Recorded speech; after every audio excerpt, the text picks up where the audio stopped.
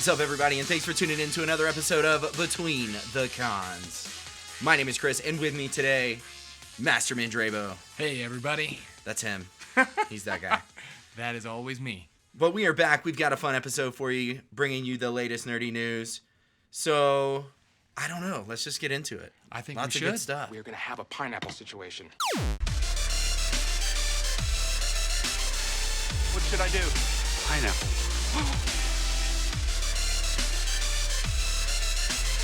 The word that cannot be spoken. Pineapple. Just want to say pineapple. If Pineapples are fun. My dad used to Pineapple. throw them at me. Pineapple. Seriously? Wow.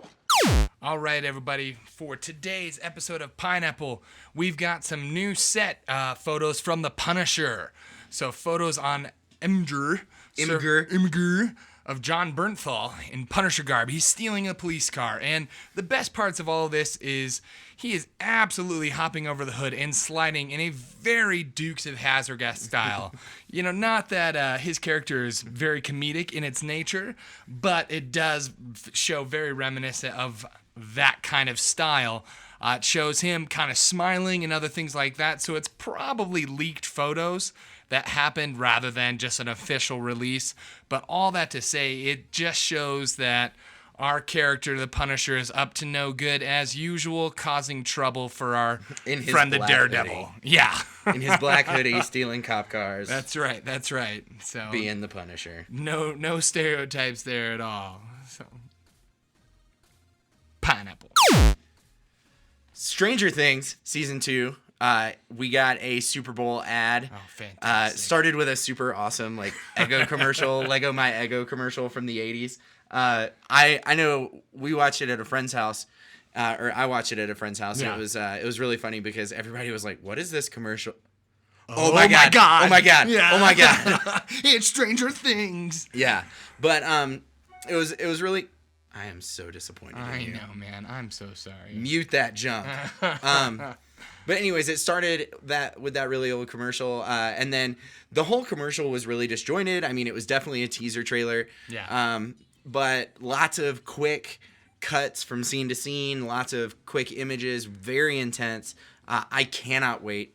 Yeah. One thing that was really interesting for me is I remember reading it because I remember talking about it on the show. Yep. But there was a point where we were told that Stranger Things Season 2 was going to take place a good while after the first season. And a lot of the kids wouldn't be back, but Eleven would, and she would be the same age. Yeah. So apparently that has changed since. Yeah, because they were waiting for the kids to grow up. It Yeah. was basically just saying well, the downside of all of these characters is that they're not going to grow up in the time that we want to catch the Stranger Things wave. Yeah, but I don't think it's going to happen because we saw most of those kids in the trailer. But and who knows, it might even just be a flashback, was kind of my thoughts when I saw it, but it seems like they had a very large part in it all, so it would be hard to say that they would just get a new cast. And we got a quick little plot synopsis too. Yeah.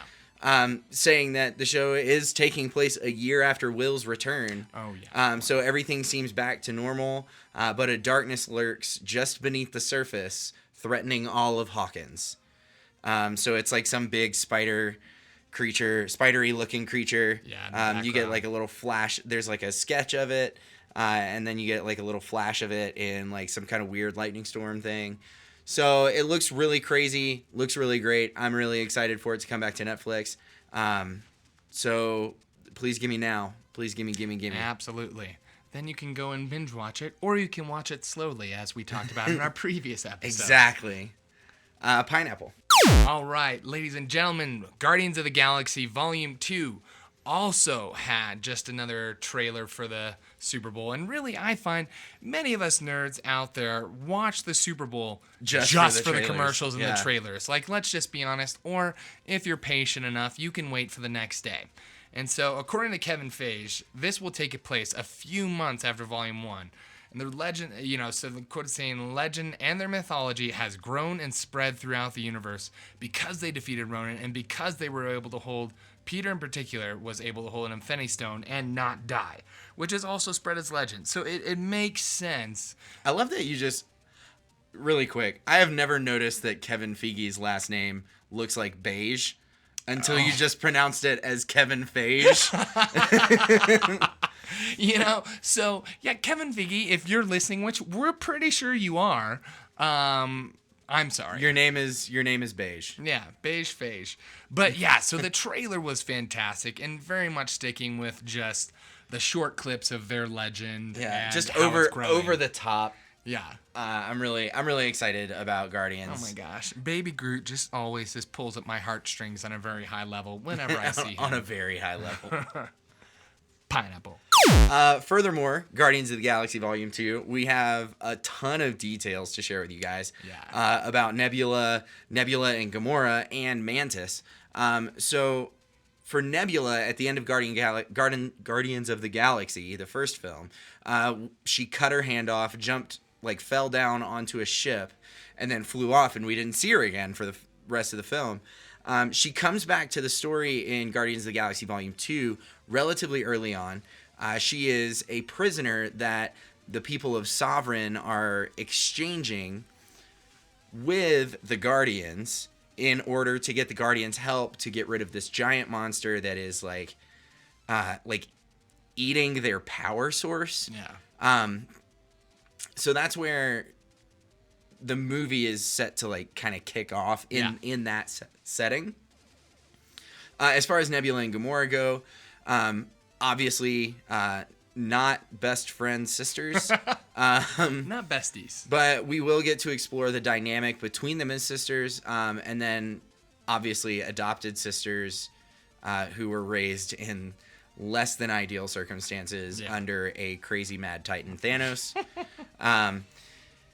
It sort of kind of pans out to be this aspect of, does Nebula decide that she wants to kill Gamora, or is she going to set that aside to kind of deal with everything else, despite having this massive internal rage with her sister. And then Mantis, the last character, Palm Clementif is her name. Yeah. I don't remember. I don't have it written down. I apologize. She comes into the story along with Kurt Russell's character, Ego the Living Planet. And she doesn't really know any of the other characters and doesn't really know much of the world. She's kind of been very secluded. From what I've heard, it was actually a really difficult character to cast because she has to be kind of like Drax, except more unaware. Yeah. Which is crazy. But she comes into the story with Kurt Russell, and she talks about bondings between characters, which we've seen a little bit from the trailer. Yeah.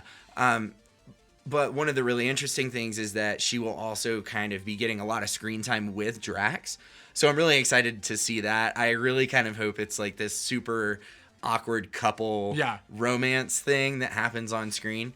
But that's a really, really cool character. I'm really interested to see. And then Kurt Russell's character as well. Ego the Living Planet.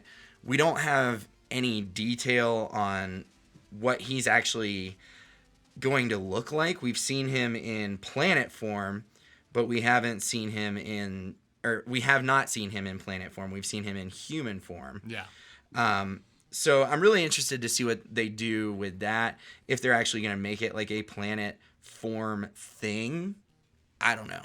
But we will pass along details on Ego the Living Planet as we get them. But in the meantime, Guardians of the Galaxy comes out on May 5th. So mark your calendars, download the BTC calendar, and Pineapple. So the CW launched a Lego commercial to promote the Lego Batman movie, and all of the characters from the CW showed up. It was really just a quick little blip, but just hilarious. You've got Batman, you've got the Flash, Arrow, you've got Supergirl, and I can't remember. I think that was it from the commercial. From the commercial. But then, always being yourself unless you can be Batman is basically just their big thing. And a lot of the other shows were announced: The Flash, Gotham, Two Broke Girls, Mom, Ellen, The Middle, Big Bang Theory. They all got a Lego makeover, and so some sweet posters. Yeah, it's just like, and they're all like the show poster. Yeah, like yeah, the Big just Bang Lego Theory is form. like all of them sitting on the couch. Yeah. eating takeout, but they're all Legos. yeah. So it's just another catchy way that they're pulling at our young hearts of loves of Legos, but Loves for also Legos. all of the amazing shows. Pineapple. Haley Bennett, who played the main female lead. That main lead was a redundancy. In Magnificent Seven, she has been dropping hints like crazy on her Instagram that is leading everyone to believe that she is the next Catwoman. Yeah. So she had a picture of Catwoman, like straight out of the comics. She had a picture of, it was like nigiri sushi, and the caption was meow. Yeah. And then there was another one that showed her off with her brand new very short hair shortcut. Oh, I missed that one. Haircut. So really interesting. Obviously it hasn't been announced anywhere. It hasn't been confirmed anywhere.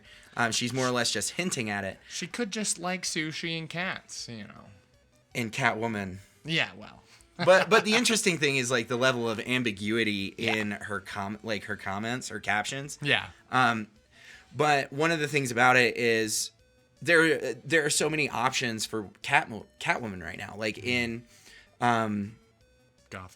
Gotham, Selena Kyle is a much younger character, which makes sense because it is the origin stories, basically. Yeah, and Selena Kyle has always been like slightly younger than Batman. And then the other two options are the Batman solo film and Gotham City Sirens, which both have Ben Affleck as Batman. Yeah. Which is very strange because Ben Affleck has like a couple decades on Haley Bennett. Yeah. But I think it would make the most sense for Gotham City Sirens to be her first appearance, coming off of the fame of Margot Robbie's Harley Quinn, adding Haley Bennett and then another question mark for Poison Ivy. I think that would be super cool. But there's also the possibility that if it is one of the films, that she'll show up in both, because the Batman and Batman and Suicide Squad both had Ben Affleck as Batman. So, and it really just shows like, having in Hollywood like an age difference between the male actor and the female. That's just how it goes. You've got your young actress. It's just really strange. Like that's a really hard point. Yeah. That has always kind of been the same. Yeah. Not saying that you can ever change it, but I mean, there's a huge age gap there. Yeah. Yeah. So, exactly right. But just a really interesting thing. Haley Bennett might be the new Catwoman in the upcoming DCEU films. Pineapple. All right. So, amazing news was announced by Disney CEO about Avatar and Star Wars lands at Disney. And it's just saying, like, I haven't been since I was 11. Well, I went to Disneyland a couple of years ago because I lived in California. But it's just saying, like, we need some new attractions. And Pandora, the world of Avatar, opens in Disneyland May 27th of 2017.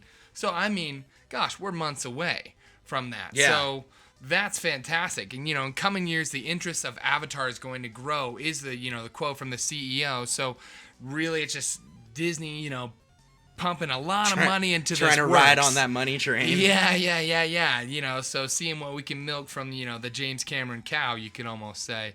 But probably because James Cameron is making $1 billion more of these movies. It's like 4. I think he has 4. It's 3 or 4. 3 or 4 more movies. Yeah, so I think it's just, his claim saying, well, the technology's there now, la-da-da, but it's like, it's going to be populated by beautiful creatures and landscapes, as it will be just constrained to a singular world, which is very different than what we have in the Star Wars universe.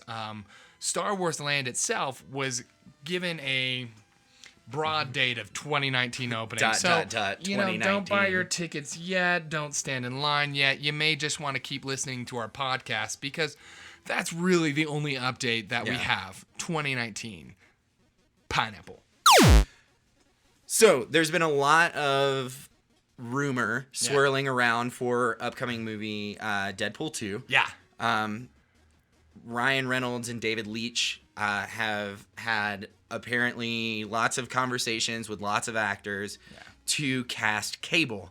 One of the things with Tim Miller that kind of supposedly pushed him, allegedly pushed him out of the project was talks around Kyle Chandler, the good people of the internet, threw a fit over wanting Stephen Lang, coincidentally from Avatar. Look at that.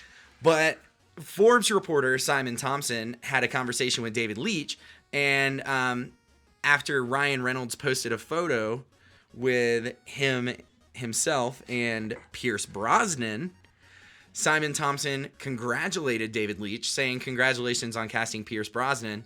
And David Leitch's response was, "We have not yet." So it's too early to put it in stone, but it looks like Cable might turn out to be Pierce Brosnan. I don't hate the idea. I don't either. I don't love it, but Yeah. I don't hate it. I think it's... I would feel like if Pierce was willing to, like, I don't know, do some extreme bulking up, I would be much more willing to embrace it. Even just shredding just a little bit. Yeah, Just like getting really cut. Yeah. But the biggest thing is like Pierce Brosnan as Cable. Like Cable is very much like stiff as a board. Yeah. Very by the book. Yeah. In the X-Force, X-Men universe. Yeah. But it's also going to be a comedy, so he's going to have to like Kick it into somewhat gear. contribute. Yeah. So I'm really interested to see how that's gonna happen, how that's gonna look. But I think it would be really cool to have Pierce Brosnan in the role of Cable in Deadpool 2. And you know, I haven't really seen Pierce do a very good American accent, so if he could start working on that as well. It'll be okay. Pineapple. All right, so we've got some of the first set photos and official photos from Pacific Rim 2. John Boyega and Scott Eastwood have both shared photos of costumes and the set, which, again, thank you, social media, for Yay. just, allowing us to... Stay forever connected. Exactly. And thank you, all of you actors who are so attached to social media that you just can't help yourselves, because as fans, we want to know right away. So you see Scott Eastwood posting a photo of the Jaeger suit, just his outfit. You don't actually see the Jaeger itself, but just him in suit. And then you see John Boyega just in a much darker scene, and him in civilian clothes. So it really just kind of shows with the new director and the new cast, it presents a lot of questions. But the set itself was a bit darker of a tone, and just kind of hints at maybe what we could expect in this film. Pineapple. Last thing. Kevin Sorbo. Yeah. Who you may or may not remember as TV's Hercules. Oh, yeah. Has officially joined the cast of Supergirl. So he will be playing an unknown role. Yeah. No information has been released about who he's going to be playing. A quote from people working on the show say, "Since his days as Hercules, Kevin Sorbo has brought such a strong presence to the screen, and we couldn't be more excited to have him join us on Supergirl." That's super weird to me. Yeah. Just seeing Kevin Sorbo at all is still weird.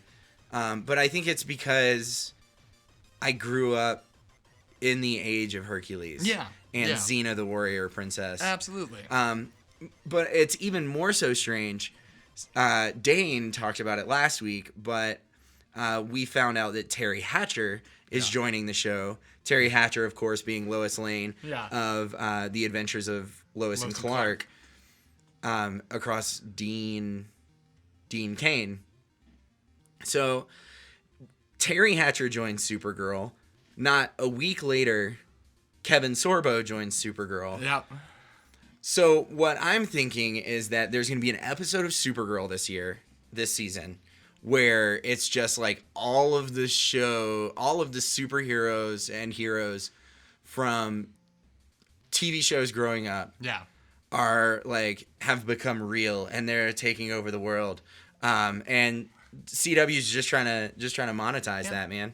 And if that's not happening, again, we're sure that, you know, CW, that you're listening right now. So if you could make that happen, that would be great. Well, I'm just sitting back and I'm just waiting for the moment that Lucy Lawless gets picked up. Yeah. And I mean, it's going to happen. Yeah. My childhood heartthrob.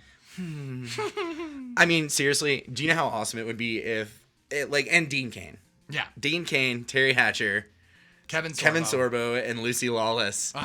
All in the same episode. Yeah, Like- and whoever that chick Gabriella was, sure, she can come too. From Xena. From Xena, yeah. What was her name? Renee O'Connor. Yeah. Yeah. Oh, yeah. Yeah. So just get all of the like mid really, late 90s. we're the ones watching. Yeah. Like if you're thinking about it, you're not pulling the kids, you're pulling us. Yeah. So bring in all of the stars from the mid late 90s superhero shows Appease me. and put them all in one episode. Yeah. And have it just be one huge session Whatever of those circular knives were that she had, like I would just dude. even if it just shows up in the back of like, you know, just a little picture, just Easter eggs everywhere. Yeah. That's yeah, all thank we you. want. And that's all we want Those ever. 4 Yeah. or 5. Kevin Sorbo, Dean Cain, Terry Hatcher, Lucy Lawless, and Renee O'Connor. Sure, yeah. All in one episode. Easter eggs out the B. Yeah. Could be a parallel universe. You don't even have to include it. Just all these characters are transported and transformed. Like Perfect. Yeah. I dig it. Pineapple. And that is the fastest we've ever done a pineapple show. I was gonna say, yeah, We're at the flew through that. 22-minute mark. Yeah. So, quick and painless episode today, or somewhat painless. You did have to listen to our voices, so I guess. Well, yeah, it's as that's a painless hard as it thing. can be. Yeah. But really quick before we head out, if you're interested in sponsoring the show, check out Patreon. It's like Kickstarter, but monthly. Satchel, podcast player where you can tip and tweet while listening. And then, of course, the Amazon search bar at the bottom of our website at betweenthecons.com, where you can shop on Amazon. Yeah. And then our website, betweenthecons.com, where you can stream our episodes online, link out to all our social media pages. If you dig our theme music, check out Afixa because he's dope. Yeah. But we'll be back on Monday, and we will be reviewing the Lego Batman movie. Cannot wait for that. I cannot wait either. It's going to be amazing. the best, I hope. It has a 98% on Rotten Tomatoes. And it's we're crazy. full-grown adults. Like, We I are. remember when I saw the Lego movie. We're grown men. Yeah. I was one of 3 adults in an entire field of children. Like, you know, it was just like my friend, myself, no and issue 2 here. roommates. I don't either. I see no issue. Yep. So, But make sure you guys tune in. We'll review it for you. We will let you know when the spoilers hit. So if you haven't seen it yet, no worries. So tune in on Monday. You guys have a great weekend. Holla. bye.